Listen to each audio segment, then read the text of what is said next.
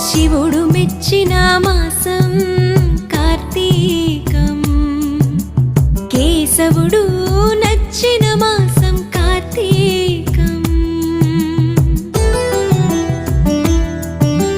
శివుడు మెచ్చిన మాసం కార్తీకం, కేశవుడు నచ్చిన మాసం కార్తీకం. హరిహర ఏకోన్ముఖ మాసం కార్తీకం, ప్రకృతి పరవశించిన మాసం కార్తీకం. శివుడు మెచ్చిన మాసం కార్తీకం, కేశవుడు